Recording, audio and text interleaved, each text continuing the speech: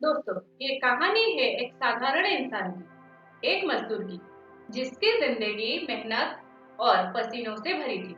सुबह सूरज निकलते ही वह अपने औजार उठाता और गांव के छोटे से घर से काम पर निकल जाता, क्योंकि उसके लिए हर एक दिन परिवार का पेट पालना ही सबसे बड़ा युद्ध था। राघव एक सीधा साधा इंसान था। गांव में लोग उसे मेहनती कहकर बुलाते थे, क्योंकि वो सुबह सूरज निकलने से पहले काम पर निकल जाता और शाम ढलने के बाद ही घर लौटता। ईंट, पत्थर, मिट्टी और पसीनों से भरी उसकी जिंदगी थी। उसका घर छोटा था, लेकिन उसके सपने बहुत बड़े थे। राघव का सपना था कि उसका बेटा मोहन पढ़ लिख कर बड़ा आदमी बने। वो हमेशा कहता था, मैं भले ही मजदूर हूँ, पर मेरा बेटा मजदूर नहीं बनेगा।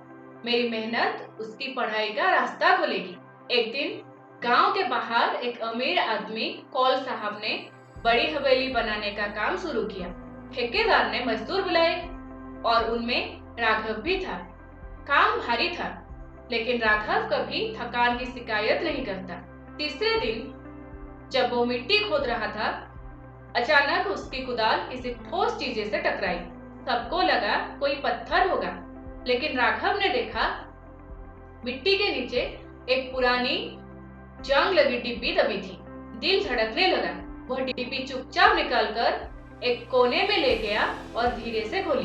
डिब्बी के अंदर पुराने सिक्के और एक चिट्ठी थी। उस पर लिखा था, यह जमीन हमारे पूर्वजों की है, धोखे से छीन ली गई। जो भी यह पढ़े सच उजागर करे।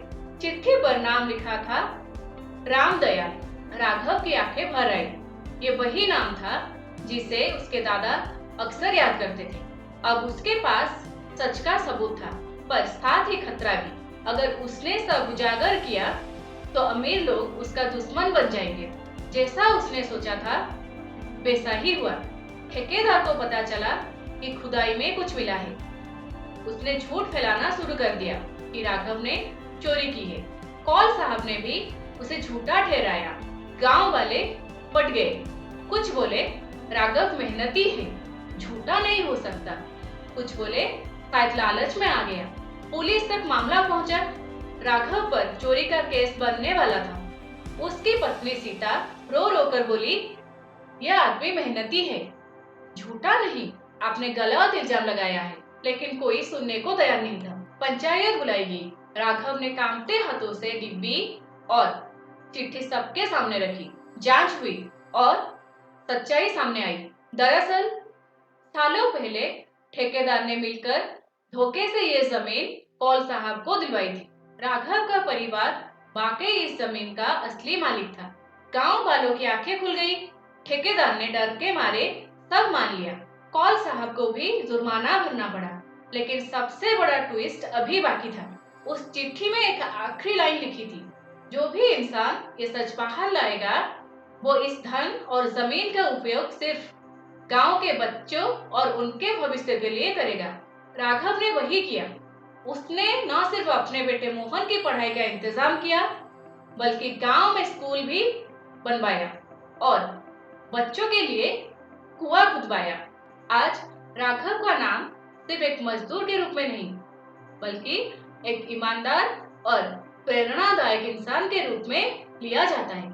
उसकी मेहनत, उसका साहस और उसकी सच्चाई ने साबित कर दिया कि मेहनत करने वाला कभी हारता नहीं। सच चाहे कितनी भी गहराई में दबा हो, एक दिन सामने आ ही जाता है। असली महानता अपने लिए नहीं, दूसरों के लिए जीने में है। राघव की कहानी हमें यह सिखाती है कि मेहनत, ईमानदारी, हिम्मत, सफलता और सम्मान, अगर हम सच्चाई के साथ मेहनत करते रहे तो दुनिया की कोई भी ताकत हमें गिरा नहीं सकती।